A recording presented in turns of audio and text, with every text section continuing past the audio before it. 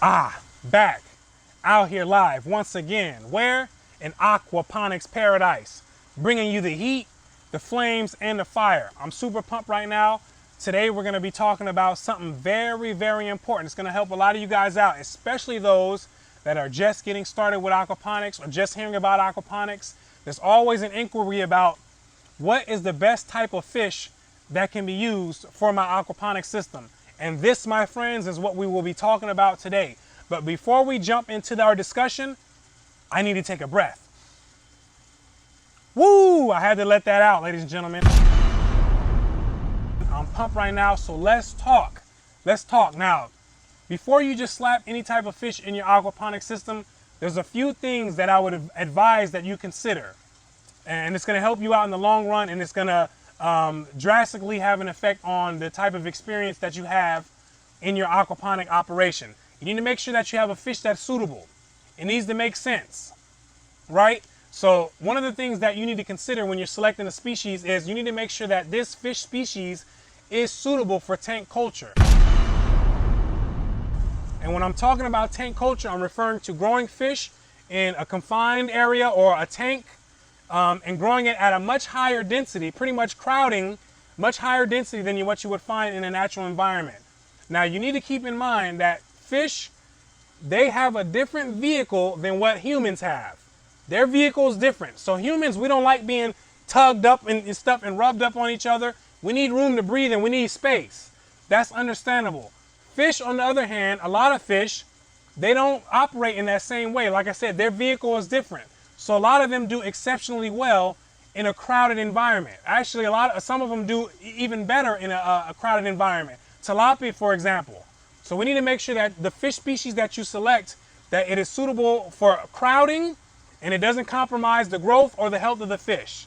That is one thing that needs to be kept in mind. Now, you can know that a fish is suitable for tank culture. All you need to do is go out or do a quick search, whatever species you have in mind.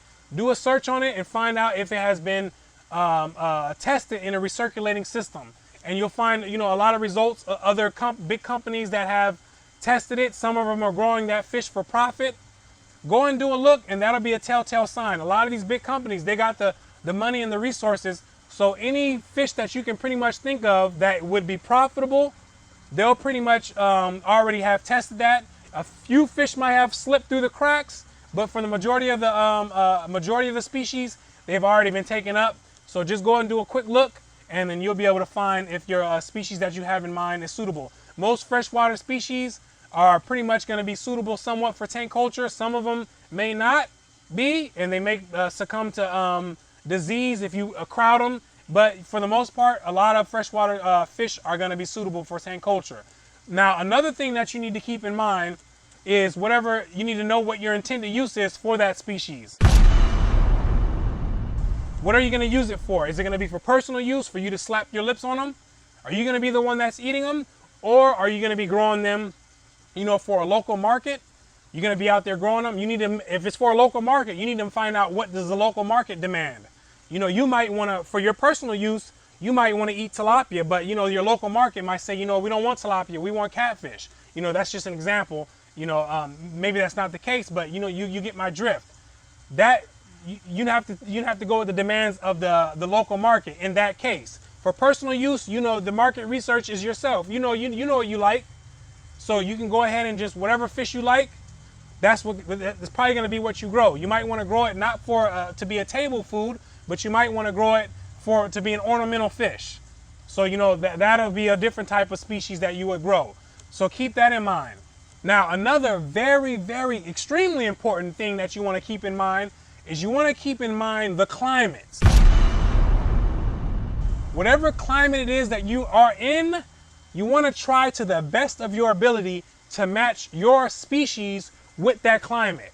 And what this is going to do is it's going to drastically reduce the amount of artificial heating and or cooling that's going to be required to keep that fish or to keep the water temperature at an optimum range for that fish that you want to grow. If you're going to try to take a fish outside of that native, your environment that's not native to that area or doesn't do well in that type of climate, then you're going to expect to do a lot more, you're going to have a lot higher heating and cooling costs. So you need to keep that in mind. And we know that fish metabolism is largely a function of water temperature, meaning that if you don't have the temperature within an optimum range for the fish, then the fish is not going to consume feed at the right rate that you need.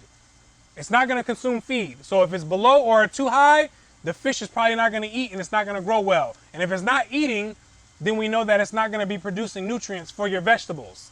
This is authentic aquaponics. So you need your fish to go ahead and eat. So you need to keep that water temperature within an optimum range to get, consistent production.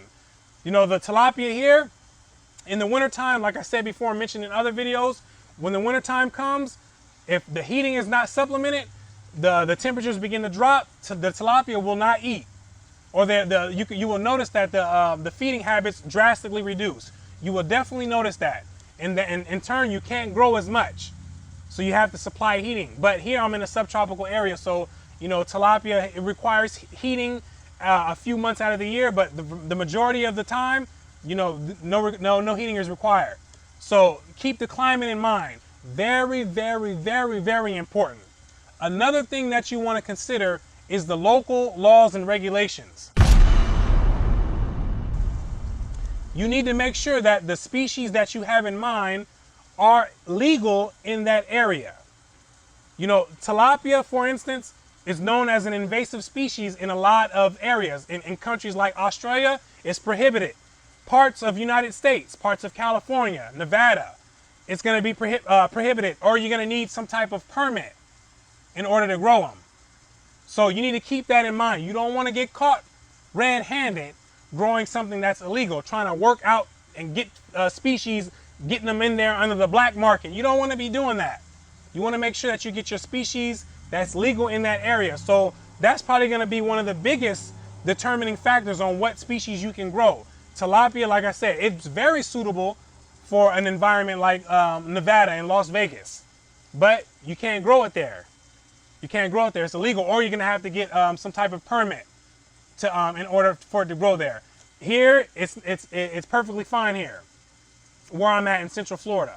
So that's not something that's a big deal. So you need to keep these things in mind. These general guidelines in mind when you're trying to decide which type of fish you're going to be growing. Keep them in mind. Go over it. Take out a piece of paper. Write a list of fish, and then pretty much go through it, and then start scratching fish out that are not going to be suitable for your environment. Now, what we're going to do right now is we're going to talk about some of the fish that have been used in aquaponics or recirculating aquaculture. And I'm going to give you a list and pretty much a quick little breakdown of each particular species, so you can get a clue on what you can expect if you grow these type of species. So let's start and jump into it. Now, the first species that we're going to talk about is trout. Now, rainbow trout, this is a native species to the Pacific coast of North America, ranging from the southern part of Alaska, stretching on down to the northern part of Mexico. Now, this is a cold water fish. So some of you guys that live in cold climates, this right here would be a good option for your aquaponics system. They do exceptionally well in recirculating systems. They've been tested, so they work very well in there. An optimum temperature of about 14 to 16 degrees Celsius, that works for them. So keep it within that range, and you'll have some trout, within no time. A harvestable size is somewhere around 10 to 16 or 10 to 14 ounces. And that could take as little as, about 10 months if you keep the temperature within the right range. So rainbow trout for cold climate people out there, that is a great fit. Wow. Now, after that, what we can talk about is yellow perch. Now, yellow perch, these guys are naturally found in the regions of the Great Lakes and around the Mississippi River Basin. These are a cool water fish. So their optimum temperature is around 23 to 26 degrees Celsius. Now, they perform reasonably well in a recirculating system as long as the temperatures are maintained within that optimum range. Anything outside of that, they're prone to disease. So we want to make sure that we keep it within that temperature if you're going to be raising the yellow perch. Now, a harvestable size for yellow perch is somewhere around 120 to 150 grams. Now, these are not the biggest fish. They don't grow the fastest, and they're going to reach that weight within about a year's time. So they're not the biggest and the fastest growing, but they do work nonetheless. So you can grow these if you're within a climate that is suitable for this temperature. Next, we have the bluegill. These guys have been called the bread and butter fish by some people over there in Wisconsin. So these guys must have some exceptional taste. I haven't slapped my lips on them before, but with this type of name, you know, that's something that I wouldn't mind trying. That's in a book called Fishes of Wisconsin by George G. Becker. He's the one who says that they're called the bread and butter fish. So we'll have to see if they live up to the name. Some of you guys probably tasted them. Let me know if they live up to that hype. But nonetheless, these guys are a warm water fish. Optimum temperatures around 20 to 31 degrees Celsius. They prefer the higher end of the range, around 31 degrees Celsius, to get the best growth and the best feeding rates. Now, a harvestable size bluegill is somewhere around 3/4 pound to 1.25 pounds. But the bad thing about it, or the kicker, is that it takes about 3 years to achieve this type of weight. So that's not looking too good. They grow slow, but nonetheless, they do work in recirculating systems, and you could use these in warm climates, especially if you don't have a tilapia, or tilapia are prohibited in those areas that you want to grow in. Like areas in Nevada, I know people that grow them in Nevada. So, you know, these are options for you as well. Now, next from here, what we want to talk about is channel catfish. Now, channel catfish, we know down here in the South, these things are on fire. Everybody eats catfish down here. These guys all eat catfish, except for me probably. I'm probably the only guy who doesn't eat catfish down here in this area. But these guys love catfish down here in the South. It is a Southern favorite. Fried catfish, baked catfish, probably even raw catfish. These guys be eating all types of catfish down here. Nonetheless, catfish is a favorite fish down here in the South. Once again, these guys are a warm water fish. They prefer temperatures around 85 degrees Fahrenheit. That's probably where you're gonna get the best growth out of them. They are somewhat suitable. They work in recirculating systems, but you gotta be careful because they do succumb to a lot of disease, particularly a disease called columnaris. We have to be mindful of that. So they do develop, and they do take somewhat of a long time to develop. You're talking about 1.25 pounds will take somewhere around 18 months for these guys to develop. But nonetheless, these guys do work in recirculating systems, and they are an option, especially for you guys that live in the South that just can't get your lips off of catfish. You guys might want to go ahead and toss some of that in your system, in your aquaponics system. That will work for you. Next, we want to talk about a fish called Barramundi. Now, I get a lot of people from Australia hooting and hollering about how they can't bring tilapia over there to Australia because tilapia are a prohibited species. No problemo. You have barramundi. These guys work well in recirculating systems, and they have, you know, reasonable growth rates. Something that you can definitely consider putting in your aquaponics system. Now, these guys are what you call a petandrous hermaphrodite, meaning they start off as males, and if they're in a saltwater environment, they will, as they mature, they will begin to progress and turn into females. Now, like I said, this happens only in salt water. If they're in fresh water, they will remain as a male species. So that's something interesting to know about barramundi. Now, these guys are warm water species. They prefer temperatures within the range of about 26 to around 30 degrees Celsius. And like I said, they do exceptionally well in a recirculating system. You can raise these things from the literature that I read. You can raise them from pretty much a fingerling up to around 400 to 600 grams within about a year's time. So pretty decent growth rates, something that you can consider, especially if you're in the Australia area and you're looking for something that is somewhat comparable to tilapia. Barramundi is a species that you can definitely consider for your aquaponics system. So another species that I want to talk about is the almighty tilapia. You guys know about tilapia if you listen to some of the other videos, but we'll still break down some of the quick facts on tilapia. So these guys, obviously these guys are a warm water species. They prefer their temperatures to be in the range of about 28 degrees Celsius to around 35 degrees Celsius. Anywhere within there, they perform exceptionally well. They do very well in tank culture.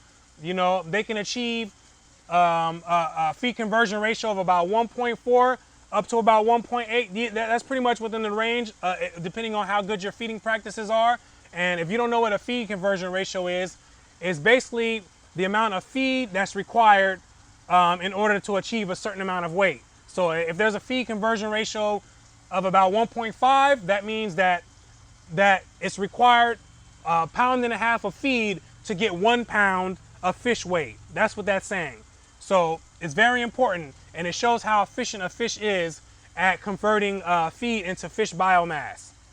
So tilapia, they're pretty efficient at doing that. Now, a harvestable size for tilapia is typically somewhere around 1.5 pounds. Although there's markets that accept tilapia, you know, as small as 3/4 pound and as high as 2 pounds.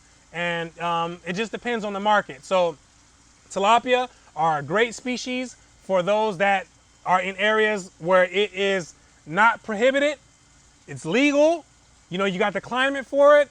And you know, if you have a market for it, or you like the species, you like to eat it yourself, or even if you just like looking at it, it's a good species. So with that being said, we can talk about some of the other species. I won't go into depth into them. I'll just kind of touch over them real quick, give you a name, and then you can go out and look to see some information on the species. And if it's something that you like, if it looks good to you, then it's something that you might be able to try. It may be a potential fish that you can try. So glass eel, this is another one. It performs pretty well in recirculating systems. They grow it over there in Europe, in Spain, France, Portugal, the UK, and other countries over there in Europe in recirculating systems. They grow them over there.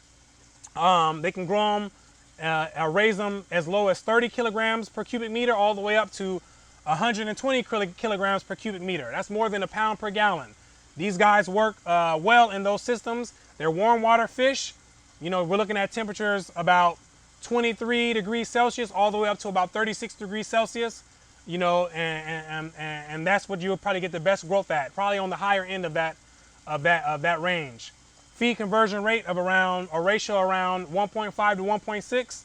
So this is something that some people may want to look into if you don't want to grow, you know, the typical type of fish species, or maybe you're interested in eating eel. That's something you might want to look into. Other things you can look into are koi and goldfish, great ornamental fishes. For those of you that don't want to eat fish, you just want something to look at, something that is appealing to the eyes, you can look into those. They're pretty much, you know, cool to warm water fish. They can adapt to a wide variety of temperatures, and they'll do well in a recirculating system, you know, pretty much crowded. They do pretty well. You can look into sturgeon. That's another fish that you can look into. Walleye. That's another fish that you can look into. Jade perch, silver perch, Murray cod. These are other fish species that you can look into. Pretty much follow the guidelines. You know, go and see if it's suitable for you and for your environment, for your climate. You know, for your personal use, your intended purposes. The legal, you know, restrictions that they have going on in your area. Make sure that they fall within those lines, and then that's something that you could potentially have as a fish for your aquaponic system. Now, let's go through it real quick, and I will give you just a quick breakdown on how you can select the fish using the guidelines that I set up, or that I provided for you. And this is pretty much how I made my option, or my choice of fish as tilapia here. So, like I said, I already went down the list of all the species that are suitable for tank culture, so you can write them all down. You can make a list of the species, and then we can go from there. So my intended use, initially it was for commercial purposes, but now it's for personal use. I use them for, you know, for my personal use, and I like tilapia. That's what I like. Also, there's a few other species on the list that I would have chose as well, but you know, that's not what happened. I would have chose, you know, maybe the trout. If I was in the environment, the right environment, I would have chose the barramundi. Pretty much a lot of those species on there I would have chose. You know, they probably are all good tasting fish, so I would have chose any of those. But the thing that was the deciding factor for me was the environment. I live in a subtropical area, so a subtropical area, I'm gonna get the best results out of tilapia. So I like the way they taste. They're my favorite fish to eat. And also they grow, they're gonna outgrow pretty much all the other fish in this type of area, in this environment. And also the legal restrictions, here we don't have any restrictions on tilapia. The blue tilapia or the Nile tilapia, there's not any really restrictions on those. You can have them for personal use or commercial use. It doesn't really matter over here. The laws are pretty lenient. So it works out well for me. So that's how I chose tilapia as my fish. Now for you, you can go through it, run down it real quick, find out how it matches for your circumstance and your environment and your laws. And then that will give you pretty much, by process of elimination, the fish that you can use for your aquaponic setup. So with that being said, hopefully I've given some understanding on the particular fish that you can use in aquaponics, what works best, and then you can find out from there what works best for you, your purposes, the regulations, and your environment. So with that being said, this is Brooklyn St. Michael with the School of Aquaponics, reminding you to stop walking and get you a car.